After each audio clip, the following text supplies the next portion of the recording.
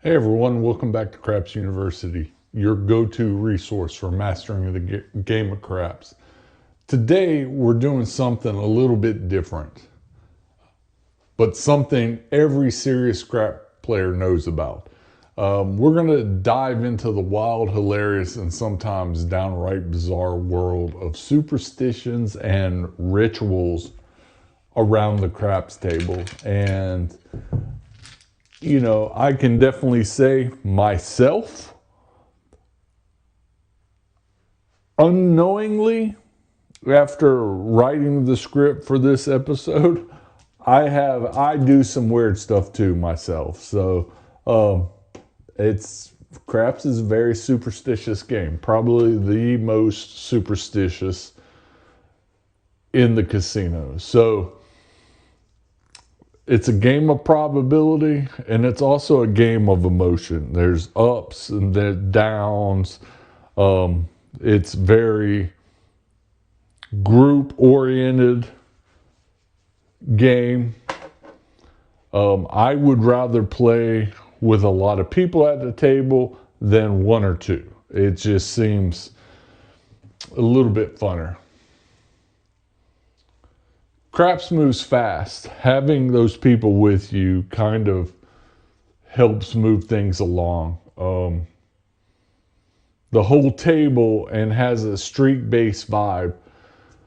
That combination makes people both feel they can influence the outcome, even if the math says otherwise. And, it's really funny. We'll walk through a lot of the do's and don'ts here coming up.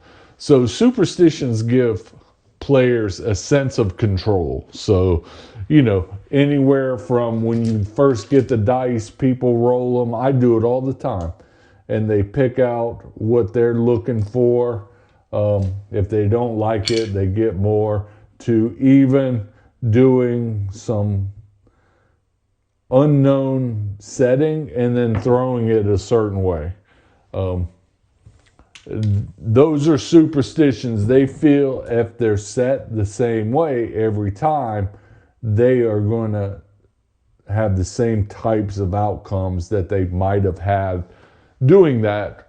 And they might have had a super roll, but have never. It's almost like a drug addict, right? You have that one roll, you do something a certain way, and then you go back to it thinking that that was the reason why you had a super long roll.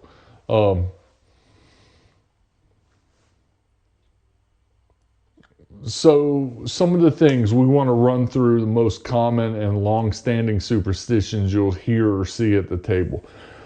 The first thing, when you come to a craps table, do not say 7 at the craps table. That is one of the first things I learned from a dealer. That probably doesn't mean anything, but there are people that are superstitious, and since you said it, it's going to come out. So 7, 7, and look what we got. We got a 7. That's kind of strange that just happened. So if you've ever been to a table and somebody has never shot the dice, it seems like everybody wants that person to shoot the dice, because I remember my first time shooting the dice. It was a halfway decent roll. But then again, I've seen some first time shooters really shoot well and actually shoot very poor. 7 out. Once you get all your money out, they set the point, get your money out, 7. They just took everything down, and then it went on. Also, the casino really likes when you cheer for a new shooter, because they think that shooter is now going to be hooked and come back. Another thing, never pick up the dice and hand them to somebody. To the guy next to you, maybe say, blow on them. Don't blow on them, because I've seen people blow on dice. It's kind of gross, actually. It means I don't want to touch the dice after that. But the boxman usually handles that.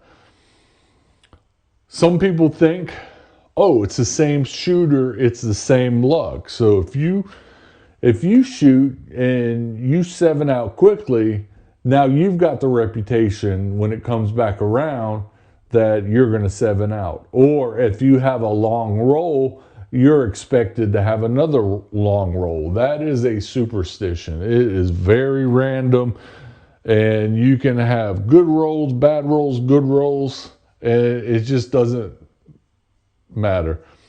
And then there's a superstition. I've talked about it not as a superstition, but sometimes when you take the bounce factor of the dice and somebody throws and it bounces out, they will immediately turn all their bets off for the next roll, thinking that that's bad luck and a 7 is going to follow. Also, sometimes if you see a craps roll after the point's set, those numbers don't matter, 2, 3, 12, but I see people turning their bets off after that. They think that, hey, that just happened, so we're going to 7 out soon. Sometimes, if you're on a hot roll and it bounces out the dice, some people will say, same dice, and they'll wait, they'll inspect it, they'll read the serial number, make sure nobody modified it, and then they'll go back. Some people don't care. I don't care. They'll just give me the one that's left, this one they'll put over here, and then I'll choose 2 from the remaining 4. Totally random.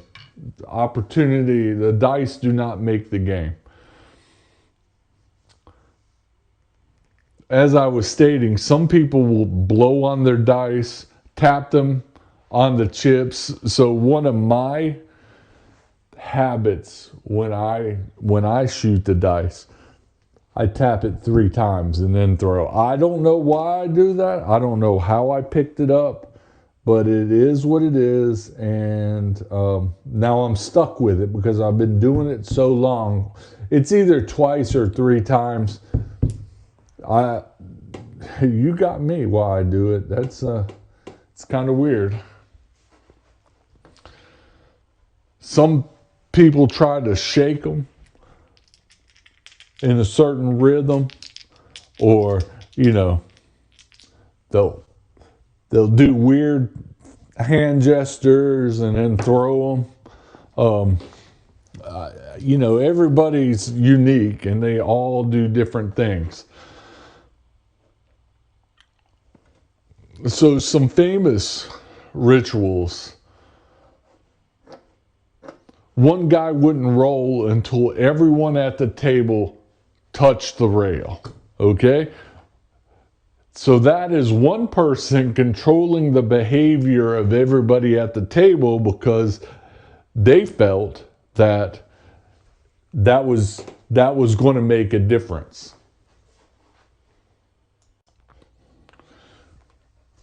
So another weird ritual is there was a man that would only bet at the tables when he had a lucky coin in his shoe. I don't know. That's weird. There was a woman in Atlantic City who carried a mini Buddha statue, which actually is probably more prevalent than you realize. And they would rub the belly of it before every single roll. That's a little weird, but the mini Buddha statue doesn't surprise me. And don't get me started on the chant people. I once saw a group chanting Yo Levin in unison before the come out roll, and weirdly, it was working, or seemed to. Those are things. It might happen one time, but it's not going to be consistent. So dealer reactions and table etiquette. Here's the thing. Dealers see everything all day long. And they've learned to handle rituals, superstitions with professionalism. But they also have limits. So if your superstition slows down the game or gets in the way of other players, you'll get a warning. And of course, I've seen people trying to set dice and are very slow at it and taking their time. And that really slows down the game a lot. If you throw dice enough to where you're setting it, you should understand that, like, that 3 has a 4 on the other side. And you just learn that. That 6 has a 1 on the other side. That 5 has a 2. So what I just went through on the dice is not a ritual, but I know that 7 is on the number on the other side equals 7. So it doesn't matter where I turn, 1 plus 6 is 7. So the opposite side is the number that makes 7. And it happened no matter where you put it. That's what's going to happen. There's going to be a 5 on the other side. I mean, so with that knowledge, you should know, oh, I'm going to set 2s, okay? So we know that 2's on the other side, 2's on the other side, and go for it. Like, try, if you're setting dice as a ritual, do it in 15 seconds, please. And, you know, I see people fumbling around, trying to set dice, taking over a minute to set dice. That's ridiculous, you know. They must not know 3, there's a 4, you know. Come on, it's extremely easy. So don't delay the game with long rituals. Don't blame the dealer when your lucky number doesn't hit. Don't throw the dice in some complicated dance just to hit the wall.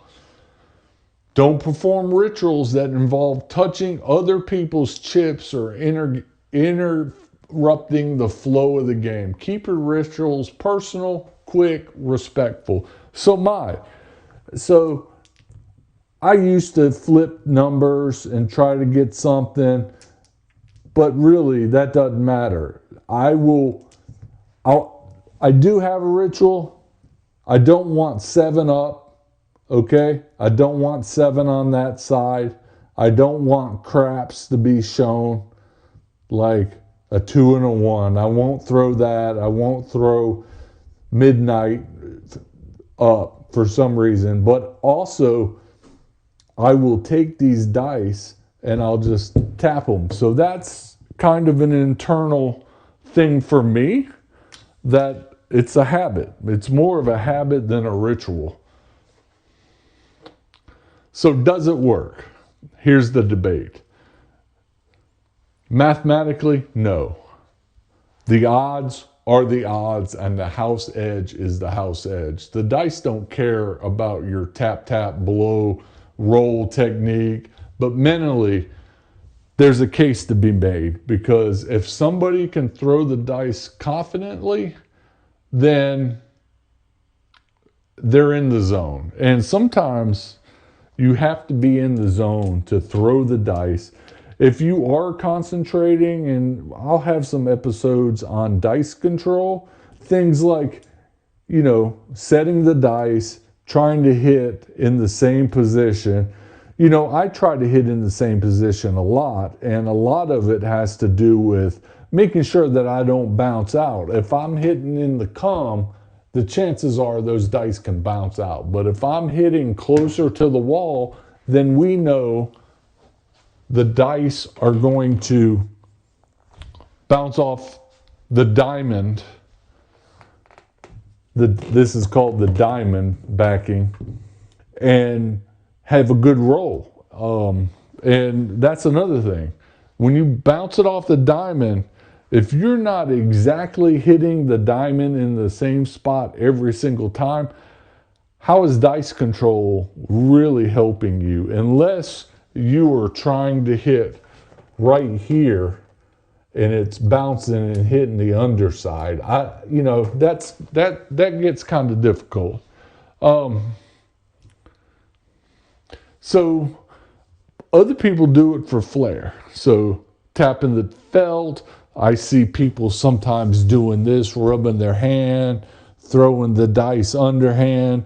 Those are all kind of like rituals just for fun.